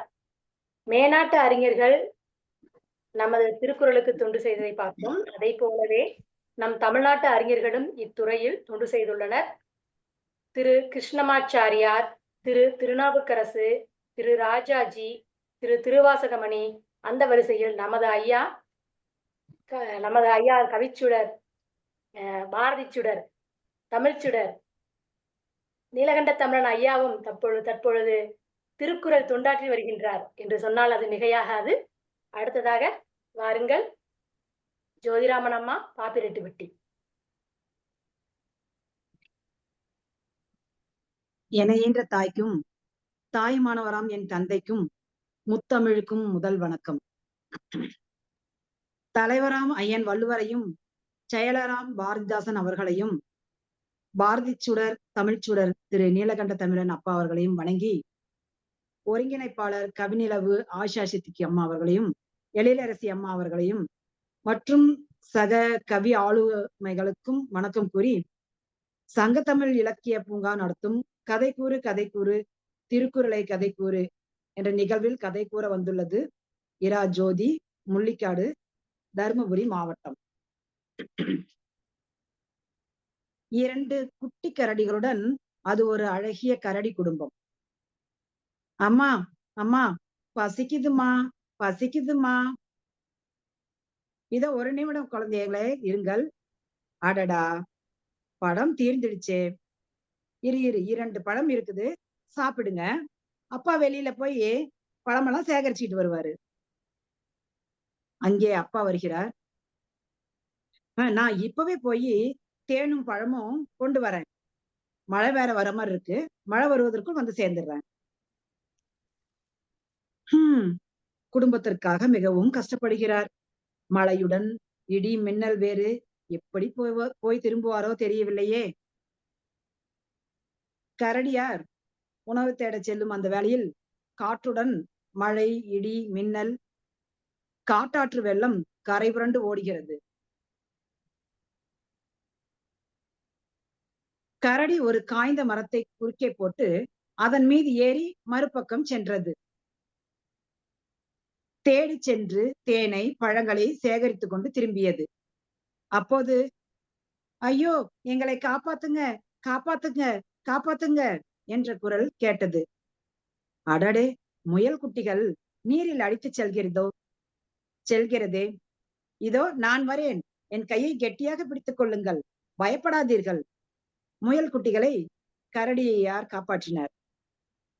அப்பா, நல்ல வேலை, எங்க உயிரை காப்பாத்தினீங்க. நன்றி கரடி அண்ணா, உங்களை எங்கள் வாழ்நாளில் மறக்கவே மாட்டோம். பசிக்கிறதே, நடக்க கூட முடியல என்று முயல் குட்டிகள் பசியால் வாடியது. என்னிடம் பழம் இருக்கிறது, இதை சாப்பிட்டு சிறிது தேனை குடியுங்கள் என்று கரடியார் கூறினார். ரொம்ப நன்றி கரடி அண்ணா. முயல் குட்டிகள் பழங்களை சாப்பிட்டு தேனை குடித்துவிட்டு கிளம்பியது. பத்திரமாக போய் வாருங்கள். கரடி சிறிது தூரம் சென்றது. அங்கே குரங்கு ஒன்று காலில் அடிபட்டு அழுது கொண்டிருந்தது. அம்மா, வலிக்கிறதே, ஐயோ, வலி, உயிர் போகிறதே. யாரும் துணைக்கு இல்லையா குரங்காரே? இந்த பழத்தை சாப்பிடு, தேனை குடி என்று கூறிவிட்டு மரக்கொம்புகளை சேகரித்து ஊன்றுகோலை ஒன்று உருவாக்கி கொடுத்தது. தனியாக இருக்கிறாய், பத்திரமாக வீடு சென்று சேர். இதோ உன் பசிக்காக இந்த தேனையும் குடித்து விட்டு போ. நன்றி கரடி அண்ணா. சரி, உங்கள் வீடு எங்கே இருக்கிறது? கரடி, அதோ அந்த சிறிய மலைப்பக்கம் சற்று தொலைவில் தான் உள்ளது என்று கூறியது. கரடி சேகரித்த தேனையும் பழங்களையும் மற்றவர்களுக்கு கொடுத்துவிட்டு மீதி 2 பழங்களுடன் வீடு திரும்பியது. அங்கே வீட்டிற்குள், அம்மா பசிக்குதம்மா, அம்மா பசிக்குதம்மா என்று குழந்தைகள் பசியில் தூங்கியே போய்விட்டார்கள். கரடியார் வீடு வந்து சேர்ந்தார். மனைவி கேட்டார், பழங்கள் எங்கே? தேன் எங்கே? கரடியார் நடந்த நிகழ்வை கூறினார். சரி சரி, நீ பத்திரமா இரு, நான் மீண்டும் சென்று உணவு சேகரித்து வருகிறேன். உழைக்க இரவு பகல் என்று பார்க்க கூடாது. ஆண் கரடி உணவு தேட நள்ளிரவில் வெளியே கிளம்பியது. அப்போது வெளியே ஆளரவும் கேட்டது. கரடி அண்ணா, கரடி அண்ணா. வெளியே குரங்கு குட்டியின் சுற்றத்தாரோடு அனைவரும் நின்றிருந்தனர். நிறைய பழங்கள், பொருட்கள் இருந்தன. ஓ, நீயா? கால்வலி எப்படி உள்ளது? இதெல்லாம் என்ன? அதில் மூத்த ஒரு குரங்கார் கூறினார், பிரதிபலன் பாராமல் நீங்கள் செய்த உதவிக்கு எங்கள் பரிசு. இதை நீங்கள் ஏற்றுக்கொள்ளதான் வேண்டும். கரடியாரின் வீடே கொள்ளாத அளவுக்கு பரிசு பொருட்களும் உணவுப் பொருட்களும் நிறைந்திருந்தது. அயராது தளராத ஊக்கத்துக்கும் உழைப்புக்கும் கிடைத்த பரிசு இது. குறள் 594, அதிகாரம் 60, ஊக்கமுடைமை. ஆக்கம் அதர்வினாய்ச் செல்லும், அசைவிலா ஊக்கம் உடையான் உழை. தளராத ஊக்கம் உடையவனிடம் ஆக்கமானது வழி கேட்டுக்கொண்டு செல்லும். வாய்ப்புக்கு நன்றி அம்மா.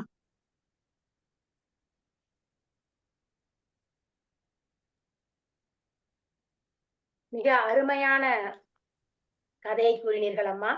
கரடி பழம், தேன் அனைத்தையும் பிரதிபலன் பாராது அனைவருக்கும் கொடுக்க அதற்கு கிடைத்த பரிசு மிக அதிக அளவாக இருந்ததம்மா. மிக சிறப்பாக. எழிலரசி அம்மா.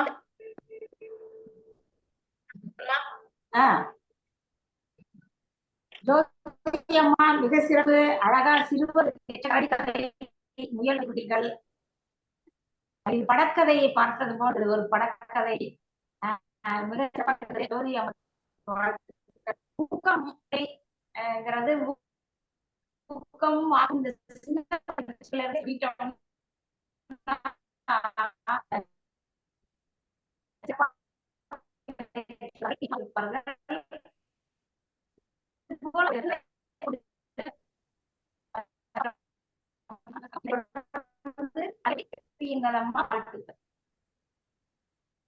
நன்றி அம்மா.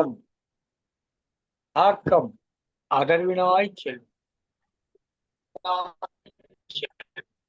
இந்த வரியா பாருங்க, எவ்வளவு அழகா இருக்காங்க. ஆக்கம் என்பது வழி கேட்டுக்கொண்டு நம்மை தேடி வரும். ஆக்கம் என்பது நம்மை வழி, ஆக்கம் என்பது நம்முடைய இருப்பிடத்தினுடைய வழியை கேட்டுக்கொண்டு நம்மை தேடி வரும் என்று வெகு அழகாக அந்த எப்போ ஊக்கம் உடையானது அடுத்தவங்களுக்கு நம்ம பண்ற இது நமக்கு ஆக்கப்படுது. அந்த கதையில அந்த திருக்குறள் சொன்ன வரிக்கு பொருத்தமா அந்த பழங்களெல்லாம் குரங்க தேடிக்கிட்டு வருது. கரடி விட்ட தேடிக்கிட்டு வருதுன்றத அந்த திருக்குறள் சொல்ல தேடிக்கிட்டு வர்ற அந்த இதோட ரொம்ப பொருத்தமாக கொண்டாந்து நல்ல நல்ல ஒரு கதை சொன்னீங்க. ஆனா அந்த மாதிரி மிருகங்கள்லாம் போய் கொடுக்குமா என்னன்னு தெரியல. எனக்கு அதுல பெருசா நம்பிக்கை இல்லை. நீங்க ஒரு செய்திய தெரிஞ்சுக்கணும். இப்போ மனிதர்கள்லாம் தோன்றதுக்கு முன்பு நிறைய மிருகங்கள் இருந்தது, விலங்குகள் இருந்தது, பூச்சிகள், புழுக்கள் எல்லாம் இருந்தது. அதுக்கப்புறம் ரொம்ப தாமதமா தான் மனிதன் தோன்றலாம். ஆனா இன்னைக்கு உலகத்துல பாத்தீங்கன்னா மனிதனுடைய எண்ணிக்கை 600 கோடி தாண்டிடுச்சுன்றாங்க. ஆனா அத்தனை கோடியை தாண்டி இந்த விலங்குகளுடைய எண்ணிக்கை வளருதுன்னு பார்த்தா வளரல. ஏன் வளரல? இது ஒரு கேள்வி இருக்கு இல்லைங்களா? அப்ப மனிதனை மட்டும் இவ்வளவு அதிகமா வாழ்ந்ததுக்கு காரணம் என்ன?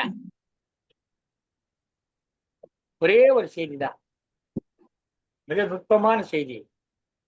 ஒரு மிருகத்துக்கு காலில் அடிபட்டிருந்தாக்கா அந்த மிருகத்தை போய் பார்த்து, என்னப்பா அடிபட்டுச்சாப்பா, வாப்பா நிட்டு போய் வைத்தியம் பார்த்து, அது அங்கேயே நீ இங்கேயே இரு, எங்கேயே போவாத அப்படி சொல்லி இது போய் இன்னொரு மிருகம் போய் உணவு தேடி வந்து கொண்டு வந்து கொடுக்கிற வழக்கம் மிருகங்களிடம் இல்லை. மிருகம் தன்னுடைய உடலிலே வலிமை இருக்க வர ஓடும், வேட்டையாடும், உண்ணும். இல்லை என்று சொன்னால் விழுந்து இறந்து போகும்.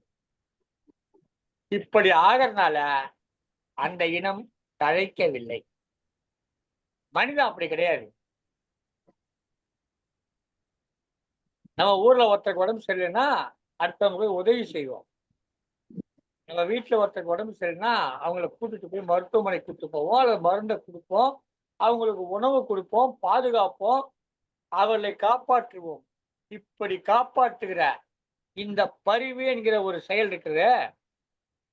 இந்த பரிவு என்பது மனிதர்களிடம் இருப்பதால் தான் மனித குலம் இத்தனை கோடிகளை எட்டி தாண்டி இருக்கிறது.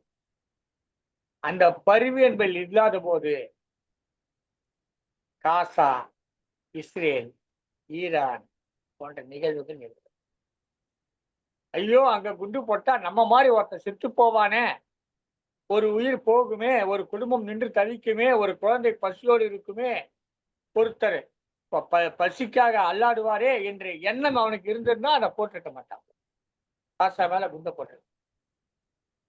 காசா மேல குண்டு போட்டதால அப்போ அந்த அநியாயம் செய்யணும், அடக்க வேண்டும். அடக்க வேண்டும் என்றதான் செய்ய வேண்டும். இவன் ஒரு குண்டை போடுறான். இது எப்படியே போய்கிட்டே இருக்கு. இந்த தன்மை இன்னைக்கு வந்துருச்சு. ஆனா இது மாதிரி அடுத்த தன்மை இருந்தால் நம் மனித குலம் இன்னும் செழிப்பாக இருக்கும். நம்மிடம் அந்த பரிவு இருக்கிறது. அடுத்தவர்களுக்கு உதவ வேண்டும், அடுத்தவர்கள் துன்பத்தை பார்த்து பரிதாபப்பட வேண்டும் என்ற எண்ணம். ஒரு சின்ன ஒரு நாய்க்குட்டியோ பூனைக்குட்டியோ அடிபட்டு கிடந்தா நாம் அதை பார்த்துட்டு போக மாட்டோம். அதை எடுத்துட்டு போய் அதுக்கு ஏதாவது உதவி செய்யலாமான்னு பார்ப்போம். ஆனா இன்னொரு பூனை பார்த்தா ஐயோ இதுக்கு அடிபட்டு போச்சு, அவ்வளோ கதை முடிஞ்சு போச்சு, போயிடும். ஒரு நாய் பார்த்தா போயிடும். காங்க கூட கத்தோன்னு சொல்லுவாங்க. ஒரு காகம் இறந்து போயிட்டா கத்தும், அவ்வளவுதான் கத்தும். சிக்கலில் இருப்பதற்கு கத்துமே தவிர எதுவும் செய்யாது. அது இறந்து போயிடும், அவ்வளவுதான். இல்லைங்களா? இதான் இந்த பரிவு தான் நம்மை காப்பாற்றுகிறது. அந்த பரிவு கரடியிடம் இருக்கிறது, குரங்கிடம் இருக்கிறது என்று சொன்னதன் மூலமாக ஏன் உன்னிடம் இல்லை என்ற கேள்வியை நம் முன்னே வைத்து இந்த கதையை வெகு சிறப்பாக வடிவமைத்திருக்கிறார் திருமதி ரா ஜோதி அவர்கள். நன்றி, வணக்கம். அடுத்ததாக சு சண்முகம் ஐயா பண்ருட்டியிலிருந்து வருகின்றார். அறத்துப்பாலிலும் பொருட்பாலிலும் திருவள்ளுவர் தம் காலத்தில் வழங்கிய அறநூல்களையும் பொருள் நூல்களையும் ஆராய்ந்து பல கருத்துக்களை எடுத்தாண்டிருக்கின்றார். அந்த கருத்துக்கள் இந்திய பழமையான நூல்களில் வெவ்வேறு இடங்களில் சிதறுண்டு கிடந்தன. வாருங்கள் ஐயா. சண்முகம் ஐயா பண்ருட்டியிலிருந்து. வணக்கம். இது கதை கூறு திருக்குறள் கதை கூறு நிகழ்வில் முதல் முறையாக பங்கேற்கிறேன். இதை வழிநடத்திக் கொண்டிருக்கின்ற யாவருக்கும் என்னுடைய முதற்கண் வணக்கம். நான் தேர்வு செய்திருக்கிற குறள் தேரான் தெளிவும் தெளிந்தான்கண் ஐயரவும் தீரா இடும்பை தரும் என்ற குறள். அதன் சிறு கதை மூலம் சொல்ல விழைகிறேன். இரு நண்பர்கள் சென்னைக்கு பயணப்பட்டார்கள். அவர்கள் பேருந்தில் ஏறும் பொழுது மிகவும் கூட்டம் அதிகமாக இருந்தது. பின் வரிசையில் இருந்து ஒருவர் இருவரையும் அழைத்து உட்கார இடம் கொடுத்தார். இருவரும் உட்கார்ந்தனர், பயணப்பட்டனர். அவர் அழைத்தவர் பேசத் தொடங்கினார். அவர் பேச்சினூடே எங்கிருந்து வருகிறீர்கள், எங்கு போகிறீர்கள் என்ற விவரங்கள் முழுமையும் கிரகித்து கொண்டார். அவரும் கிரகித்து கொண்டு அவருடைய தொலைபேசி எண்களையும் கைபேசி எண்களையும் மாற்றி பெற்றுக்கொண்டனர். அந்த நண்பரில் ஒருவரின் மகனுக்காக வேலை தேடி அலைவதாகவும் அதற்காக மிகவும் சிரமப்படுவதாகவும் அவரிடம் கூறியிருந்தார். இந்த நண்பர், அப்படியா, பரவாயில்லையே, அப்படி என்றால் என்ன செய்து கொண்டிருக்கிறார் என்றார். அவர் பொறியியல் பட்டதாரி, படித்து முடித்து உயர்நிலையிலும் படித்து முடித்திருக்கிறார் என்று சொன்னார். உடனே இவர், அப்படியா, நான் கல்லூரிகளில் பாடம் எடுத்துக் கொண்டிருக்கிறேன், நெறிமுறை வகுப்புகளை எடுத்துக்கொண்டிருக்கிறேன், அதனால் உங்களுக்கு உதவ முடியும் என்று அவர் கூறினார். உடனே இவரும், அப்படியானால் மிகவும் மகிழ்ச்சி, உங்களை தொடர்பு கொள்கிறேன் மீண்டும் என்று கூறிவிட்டு அவர் இறங்குமிடம் வந்தவன் இறங்கி சென்று விட்டார். மறுநாள் மீண்டும் அந்த நண்பர் தொலைபேசியில் தொடர்பு கொண்டு இவரை, என்ன, எப்படி இருக்கிறீர்கள் என்று குசலம் விசாரித்து விட்டு அவருக்கான ஏற்பாடுகளை எல்லாம் செய்து விடுகிறேன் என்று சொல்லியிருந்தார். பின்பு சில நாட்கள் கழித்து மீண்டும் தொலைபேசியில் தொடர்பு கொண்டு, இந்த கல்லூரியில் விண்ணப்பிக்க கேட்டுக்கொள்கிறேன், நீங்கள் விண்ணப்பியுங்கள், நான் அதற்கான ஏற்பாடுகளை செய்கிறேன் என்று சொன்னார். இவரும் விண்ணப்பித்த பின்பு அவருக்கு, சரி, நான் விண்ணப்பித்திருக்கிறேன் என்ற விவரங்களை அவருக்கு அஞ்சல் மூலம் தெரிவித்தார். தெரிவித்த உடனே அவர், ஐயா, சற்று செலவாகுமே என்று இவர் லேசாக ஆரம்பித்தார். உடனே அவரும், பரவாயில்லை, பார்த்து கொள்ளலாம் என்று அவர் சொன்னார். இதன் அருகில் அவருடைய நண்பரும் இருந்தபோது, என்ன இப்படி சொல்கிறாய் என்று அவர் கேட்டார். பரவாயில்லை, பையனுக்கு வேலைதானே முக்கியம், அதைவிட என்ன அப்படி என்று அவரை மறுதளித்தார். மீண்டும் ஒரு முறை அவர் மறுபடியும் தொலைபேசியில் தொடர்பு கொண்ட போது, ஆம், உங்களுடைய விண்ணப்பங்கள் பெறப்பட்டிருக்கின்றன, அதற்கான பரிசீலனையில் உள்ளது, ஆவண செய்கிறேன் என்று சொன்னார். ஒரு சில மாதங்கள் சென்றன, எந்த தொடர்பும் இல்லை. மீண்டும் இவர் தொடர்பு கொண்ட போது அவர் தொடர்பு கொள்ள இயலவில்லை. பின்பு அவரே தொடர்பில் வந்து, ஐயா, இன்னும் சற்று கொஞ்ச நாள் பொறுத்திருங்கள், ஆவண செய்கிறேன் என்று அனைத்தும் ஏற்பாடு செய்வதாக கூறியிருந்தார். இன்னொரு 6 மாதமும் சென்றது. அவரும் வேறு வழியின்றி மீண்டும் தொலைபேசியில் தொடர்பு கொண்ட போது அவர் கிடைக்கவில்லை. 2 நாள் கழித்து மீண்டும், ஐயா, இதில் ஏதோ சில குளறுபடிகள் நிகழ்ந்து விட்டது, அதனால் அதை என்னால் செய்ய முடியவில்லை, மேலும் இதற்கு முயற்சிக்கிறேன் என்று சொன்னார். பின்பு இவர் நண்பர்களுடன் விவாதித்த பொழுது, உனக்கு அப்பவே சொன்னேன், உனக்கு புத்தியே இல்லை, இருந்தாலும் நீ மாட்டிக்கிட்டிய, என்ன பண்றது அப்படின்னு அவர் ரொம்பவும் உரிமையோடு திட்டினார். பின்பு இருவரும் சேர்ந்து அவருடைய நண்பரின் நண்பருக்கு தொலைபேசியில் தொடர்பு கொண்டனர். அவர் ஒரு வழக்கறிஞர். ஆகவே அவரை நேரில் தொடர்பு கொண்டு அவரை இல்லத்துக்கு வரவழைத்து மூவருமாக பேசி கொண்டிருந்தனர். சரி, என்னிடம் விட்டுவிடு, நான் அதை பார்த்துக் கொள்கிறேன் என்று அந்த தொலைபேசி எண்ணை மட்டும் பெற்றுக்கொண்டு வேறு விலாசம் எதுவும் தெரியாது. ஆகவே அந்த தொலைபேசியில் தொடர்பு கொண்ட போது அவர் தொலைபேசியை எடுக்கவில்லை. இவர் பலமுறை தொடர்பு கொண்டும் வரவில்லை என்பதால் இறுதியாக ஒரு முறை தொடர்பு கொள்வோம் என்று தொடர்பு கொண்டிருக்கிறார். அவர் 3வது நாள் கழித்து, அவர் இந்த எண்ணிலிருந்து எனக்கு நிறைய அழைப்புகள் வந்திருக்கிறது என்று அவர் பேசியிருக்கிறார். உடனே இவரும், ஆமையா, நான் தான் அழைத்தேன், நான் ஒரு வழக்கறிஞர், இதுபோல் என்னுடைய நண்பரின் இடமிருந்து நீங்கள் ஏதோ தொகை பெற்றிருக்கிறாராம், திருப்பி தரவில்லை, ஓராண்டு காலம் ஆகிவிட்டதே, அதற்கான விசாரிக்கத்தான் கேட்டேன் என்றார். அவர் அந்த மறுமுனையிலிருந்து சிறு சலசலப்போடு, இல்லை ஐயா, அந்த வேலை முடியவில்லை, அதனால் எனக்கு கொஞ்சம் காலதாமதமாகிறது அப்படி என்றார். இவர் உடனே, இல்லை, நான் வழக்கு பதிவு செய்வேன், காவல் நிலையத்திலும் புகார் அளிக்க இருக்கிறேன், இன்னும் உங்களுக்கு 3 நாள் கெடு தருகிறேன், அதற்குள் அந்த பணத்தை திருப்பி கொடுத்து விட வேண்டும் என்றார். இல்லையே, அதில் சிறிது செலவாகிவிட்டது என்று இவர் மறுபடியும் கூறியிருக்கிறார். இல்லை, எனக்கு முழு பணத்தையும் வட்டியோடு திருப்பி கொடுக்க வேண்டும் என்று இவர் வழக்கறிஞர் கூறினார்.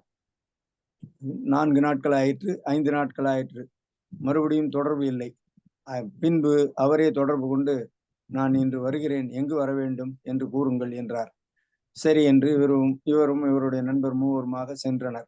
சென்று அங்கே அவர் சொன்ன இடத்தில் காத்திருந்தனர். அவரும் வந்தார். வந்து கொடுத்த தொகையை திருப்பி கொடுத்து அதற்காக வருத்தம் தெரிவித்துக் கொண்டு அவரை அனுப்பிவிட்டனர்.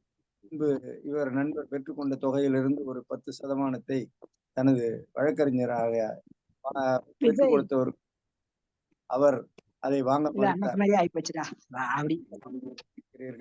ஆகவே இதை நீங்களே வைத்துக் கொள்ளுங்கள் என்றார். இல்லை, அவசியம் பெற்றுக்கொள்ள வேண்டும் என்று நண்பர் வலியுறுத்தினார்.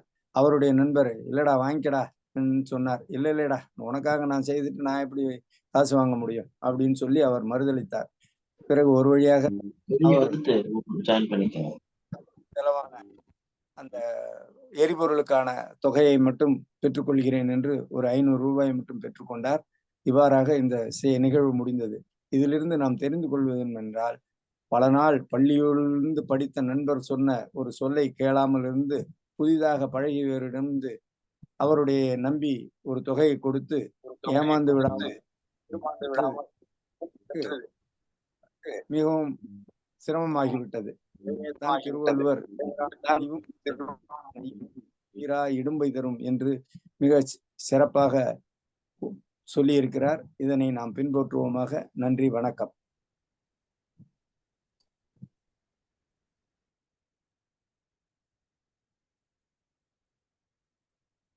அருமையான கதை ஐயா. நண்பர்களை பற்றிய கதையாக இருந்தது. தன் மகனுடைய வேலைக்காக ஒரு நண்பர் மற்றவரை தொடர்பு கொள்ள அவரும் வேலை கிடைக்க ஏற்பாடு செய்வதாக கூறி பின்பு செலவாகும் என்று பணத்தை பெற்றுக்கொண்டு இறுதி வரை தராமல் இருந்ததையும் ஒரு வழக்கறிஞர் இடையில் வந்து உதவி செய்யும் பொழுதுதான் நிலைமை சரியானது என்று முடித்திருந்தீர்கள். அருமையான கதை ஐயா. தொடர்ந்து இணைந்திருங்கள். வாழ்த்துக்கள். அடுத்ததாக அருமையான கதையை கூறினார்கள் ஐயா. அந்த கதையை கூறிய முறை வெகு சிறப்பாக பல நிகழ்வுகளை எனக்கு கண் முன்னே கொண்டு வந்து நிறுத்தியது. இந்த பணம் வாங்கி கொண்டு போனாரே, எல்லாம் நண்பர் நண்பர் நண்பருடைய நண்பர் நண்பருடைய நண்பர் தான் சொன்னீங்க. யாருக்குமே பேர் சொல்லல. நீங்க ஒவ்வொரு நண்பருக்கும் பெயர் வைத்து கதை சொல்ல கொஞ்சம் எளிதா இருக்கும். புரியுறவங்க ஒரு நண்பர் இருந்தார், அவருக்கு ஒரு நண்பர் இருந்தார், அவருக்கு ஒரு நண்பர் இருந்தார், அந்த நண்பர் மூலமாக ஒருவரை சந்தித்தார் என்று சொல்வதற்கு பெயர் வைக்கலாம். அப்படி பெயர் வைக்கிற போது ஒருவருக்கு மட்டும் ஒரு பெயரை நான் உங்களுக்கு எடுத்துறேன். அந்த பெயர் நீங்க வைக்கலாம். அந்த பணம் வாங்கி கொண்டு போயிட்டு அப்புறம் திருப்பி கொடுத்தாருல, அவருக்கு செந்தில் பாலாஜின்னு ஒரு பேரை வச்சா நல்லா பொருத்தமா இருக்கும். அது நல்ல பேர் இருக்கா. மற்றவங்களும் மற்ற பேர் நீங்க வச்சுங்க. அது உங்க விருப்பம் போல வச்சுங்க. கதை மிகவும் சிறப்பாக இருந்தது, அருமையாக இருந்தது. தொடர்ந்து நீங்கள் கதை கூறுங்க. நன்றி, வணக்கம். அடுத்ததாக ரங்கநாயகி கண்ணன் அவர்கள் வருகின்றார். செய்யுள் வடிவில் அமைந்த நூல் இது. தனி மனிதனோடு தொடர்புடைய கருத்துக்களையும் சமுதாயத்தோடு தொடர்புடைய கருத்துக்களையும் சொல்லக்கூடிய மிக சிறந்த நூல். அத்தகைய நூலினை பற்றிய கதையை கூற வருகின்றார். வாருங்கள் அம்மா ரங்கநாயகி கண்ணன். அன்னை தமிழுக்கு முதல் வணக்கம். தலைவராம் திருவள்ளுவரை வணங்கி, செயலராம் பாரதிதாசனை வணங்கி, பாரதிசுட நீலகண்டன் சகோதரையும் வணங்கி, விஜயாவையும் தங்களையும் வணங்கி கவிதைக்குள் நுழைகிறேன். இன்னா செய்தாரை வருத்தல் அவனான நன்னயம் செய்துவிடல் என்ற திருக்குறளுக்கு கதை கூற முயல்கிறேன். ராஜாவும் சங்கரும் தோழர்கள் பூங்காவில் நடைபயிற்சி செய்து கொண்டு இருக்கும் ராஜா சங்கரை பார்த்து நலம் விசாரித்து கட்டிப்பிடித்து மகிழ்ந்தான். பின்னர் சங்கர், நம்ம தோழன் பாபு எப்படி இருக்கிறான்? பார்க்கவே முடிவதில்லை. வயதாகிவிட்டதால் முன்னர் போல் சந்திக்க முடிவதில்லை என்றான். பிரபு ராஜா உடனே அதை ஏன் கேட்கிற? அவனுக்கு 2 மகள்கள் மட்டுமே உனக்கு தெரியும் அல்லவா? அவனுடைய பெண்டாட்டி போன வருடம் இறந்து விட்டாலாம். மருமகள் தான் பார்க்க வேண்டும். ஒரு மருமகள் சரியாக பார்ப்பதில்லை. ஒருத்தி மட்டும் அன்புடன் கவனித்துக் கொள்கிறாள். அடடா, அவன் மனைவி இருந்தது கூட தெரியல. போய் பார்த்து விசாரிக்க கூட முடியல. நாளை வருகிறாயா? போய் பார்க்கலாம் என்று சங்கர் கேட்டான். ஆமாம், எனக்கு கூட அவனை பார்க்கணும், போகவே முடியல என்று உரையாடலை முடித்தான். இருவரும் மறுநாள் கிளம்பி போனார்கள். வீட்டு வாசலில் மூத்த மருமகள் நின்றிருந்தாள். எங்களை பார்த்ததும் பார்க்காது போல் போய்விட்டாள். உள்ளே இருந்த இளைய மருமகளோ முகமகிழ்ச்சியோடு வரவேற்றாள். உங்களை பார்த்தாலே எங்கள் மாமனார் மகிழ்வார். உள்ளே படுத்திருக்கிறார், கூப்பிடுகிறேன், வாருங்கள் என்று. மாமா, யார் வந்திருக்கிறார்கள் பாருங்கள், பேசிக்கொண்டிருங்கள், நான் இவர்களுக்கு குடிக்க ஏதாவது கொண்டு வருகிறேன் என்றாள். பாபு எப்படி இருக்கிறாள்? மருமகள் நல்லா பார்த்துக்கிறாங்களா என்று கேட்டதும், அதெல்லாம் ஒரு குறையும் இல்லை, இருவரும் நன்றாக கவனித்துக் கொள்கிறார் என்று விட்டு கொடுக்காது பேசினார். சிறிது நேரம் பேசி இருந்து விட்டு விடைபெற்று சென்றனர். சிறிது கால் கழித்ததும் உடல்நடை கெட்டது பிரபுவுக்கு. தன் வசம் இருந்த தன் மனைவியின் நகையை இறப்பதற்கு முன்னர் கொடுத்து விட நினைத்தார். மருமகளை கூப்பிட்டார். இந்தாமா, இவை உன் மாமியாரது நகைகள், யாருக்கு வேண்டுமோ எடுத்துக் கொள்ளுங்கள் என்றாள். மூத்த மருமகள் விரைந்து அனைத்தையும் எடுத்துக்கொண்டாள். சின்னவளோ, அக்காவை வைத்துக் கொள்ளட்டும், நான் உங்களை பார்த்துக் கொள்கிறேன், அதுவே எனக்கு மகிழ்ச்சி என்றாள். அப்போது அங்கு மூத்த மருமகளின் பெற்றோர் வந்தனர். தன் மருமகள் கையில் பெட்டி வைத்திருந்ததை பார்த்து, கையில் என்னம்மா என்று கேட்க, அப்பா, என் மாமியார் நகைகள் மாமனார் கொடுத்தார். ஏமா, அவரை நீ கவனித்துக் கொள்ளவே இல்லை, நீ அவருக்கு மரியாதையும் கொடுப்பதில்லை, உடல் நலம் சரியில்லாத போது கூட கவனித்தாயா? இல்லையே, அதையெல்லாம் பாராமல் கொடுத்துள்ளார் அவர். இந்த நிலையில் நான் இருந்தால் என்னை கவனிக்காதவளை பக்கம் கூட சேர்க்க மாட்டேன். ஏமா இப்படி இருக்கிறாய்? எனக்கு மிகவும் வருத்தமாயிருக்கிறது என்றார். அவர் சொன்னதை கேட்ட பின் தான் தன் தவறை உணர்ந்தாள். வெட்கி தனை குவிந்தாள். மாமனார் அருமை புரிந்தது. உடனே மாமனாரின் அருகில் சென்று, மாமா, உங்களை எவ்வளவு கொடுமைப்படுத்தி உள்ளேன், அதையெல்லாம் மன்னித்து எனக்கு கொடுக்க நினைத்த உங்கள் பெருந்தன்மையை என் அப்பா எடுத்து சொன்ன பின் தான் புரிந்தது. என்னை மன்னித்து விடுங்கள், காலை பிடித்து கெஞ்சினாள். நல்வாய்ப்புக்கு நன்றி. கதை சொல்ல வாய்ப்பு கொடுத்த அனைவருக்கும் நன்றி. வணக்கம். அருமையான கதையம்மா. இன்னா செய்தாரை ஒருத்தல் அவர் நான நன்னயம் செய்து விடல் என்ற குரலுக்கு தகுந்த கதை கூறினீர்கள்.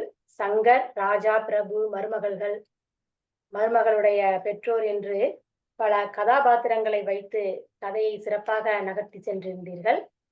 பெரிய மருமகள் நகைக்கு ஆசைப்பட, சின்ன மருமகள் மாமனாரை கவனித்தாலே போதும் என்று திறம்பட செயல்பட்டதையும், பெரிய மருமகளுடைய பெற்றோர்கள் வந்து அறிவுரை கூறியதும், பெரிய மருமகள் மனம் திருந்தியதையும் மிக சிறப்பாக கூறினீர்கள் அம்மா. கதை அருமையாக இருந்தது. தொடர்ந்து இணைந்திருந்தீர்கள். வாழ்த்துக்கள். நன்றி அம்மா. அருமையா கதை சொன்னீங்கம்மா. நல்லா இருந்த கதை. நீங்க கதை சொல்ல நான் இதுவரையிலும் பார்த்த திரைப்படங்கள்ல வந்த பல நடிகர்கள் அந்தந்த கதாபாத்திரத்தை வந்துட்டு போனாங்க. நீங்க அந்த மாமனாரை பத்தி சொல்ற போது எனக்கு எஸ்.வி. ரங்கராவ் தான் வந்தாரு. அந்த 2 பேர் சொன்னீங்கல்ல, நண்பர்கள், அதுல வந்து ஒருத்தர் போய் பார்த்துட்டு வரலான்னு சொல்றாரு. அதுக்கு வந்து சுந்தரராஜனும் இன்னொருத்தருக்கு எஸ்.வி. சுப்பையாவும் வந்தாங்க. அந்த பெரிய மருமகளுக்கு ஒரு நடிகை வந்தாங்க, அங்கமுத்துன்னு பேரு. அந்த நடிகை வந்தாங்க. சின்ன மருமகளுக்கு தான் எந்த நடிகரும் புரிஞ்சு வரல எனக்கு. அப்ப சின்ன மருமகளுக்கா நடிகை தேடி பார்த்தா, அப்ப டக்குன்னு ரங்கநாயகி கண்ணனம்மா முகம் தான் வந்தது. சின்ன மருமகள் முகத்துக்கு ரங்கநாயகி கண்ணனம்மா முகம் தான் வந்தது. உண்மையிலேயே நீங்க சின்ன மருமகள் தான் நல்லா சிறப்பா செஞ்சிருப்பீங்க, நல்ல பெயர் எடுத்திருப்பீங்க. மகிழ்ச்சி அம்மா, வாழ்த்துக்கள். கதை சிறப்பாக நன்றி ஐயா.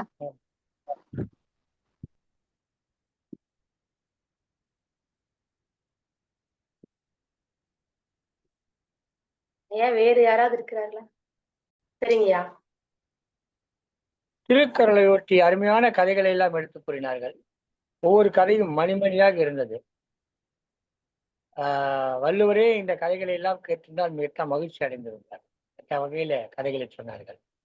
எல்லா கதைகளுமே சிறப்பாக இருந்தது. ஒவ்வொரு கதையும் ஒவ்வொரு விதத்திலே சிறப்புக்குரியதாக இருந்தது. இப்பொழுது இந்த நிகழ்ச்சியினுடைய தலைமை பொறுப்பேற்று அனைவரையும் அழைத்து அவர்களெல்லாம் கதை சொல்ல வைத்த கவிஞர்களுக்கு ஆயிஷா சித்திக் அவர்கள் தனது நிறைவுரை வழங்குவார்கள். பாருங்கள்.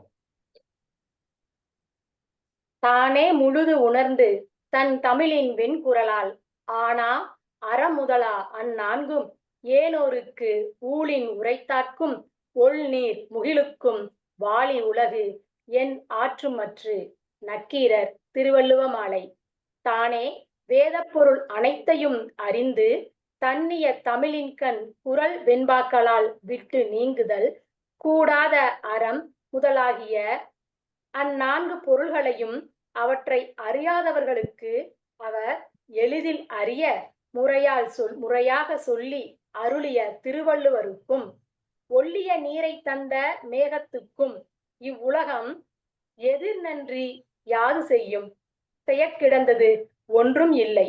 அவரும், அதாவது திருவள்ளுவரும், அதுவும் மேகமும் வாழ்க என்று நக்கீரர் திருவள்ளுவ மாலையில் குறிப்பிட்டுள்ளதைப் போல மிக சிறப்பாக திருக்குறள் கதைகளை கூறிய அனைத்து சான்றோர்களுக்கும் எழிலரசி அம்மா, சுந்தர் சுவாமிநாதன் ஐயா, கலையரசி அம்மா, ராமகிருஷ்ணன் ஐயா, ஜோதிராமன் அம்மா, சண்முகம் ஐயா, ரங்கநாயகி கண்ணன் அம்மா என்று அனைவரும் மிக சிறப்பாக திருக்குறள் கதையை கூறினீர்கள். அனைவருக்கும் வாழ்த்துக்கள். அருமை அருமை அருமை உண்மையான ஒரு நிறைவுரைப்படுத்தீர்கள். இப்போது நன்றியுரை வழங்கும் முகமாக திருச்சி மன்னச்சநல்லூரை சேர்ந்த தலைமை ஆசிரியர் பொறுப்பிலே இருந்து கொண்டு பல்வேறு இலக்கிய நிகழ்ச்சிகளிலும் பங்கேற்று கவியரங்கம், கருத்தரங்கம், இசையரங்கம், இப்போது கதையரங்கம் என்று பல்வேறு அரங்கங்களிலே இருக்கிறார். இங்கே ஒரு அரங்கநாயகி ஒரு கதை சொல்லிவிட்டு சென்றார். அடுத்ததாக இவரும் பல அரங்கங்களை கண்ட அரங்கநாயகி. இந்த அரங்கநாயகி இப்பொழுது எழிலரசி அவர்கள் ஒரு நன்றியுரை வழங்க வருமாறு அன்புடன் அழைக்கிறேன். வாருங்கள்.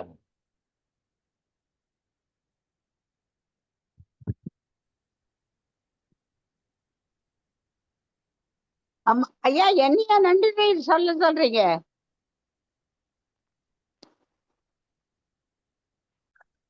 ஐயா,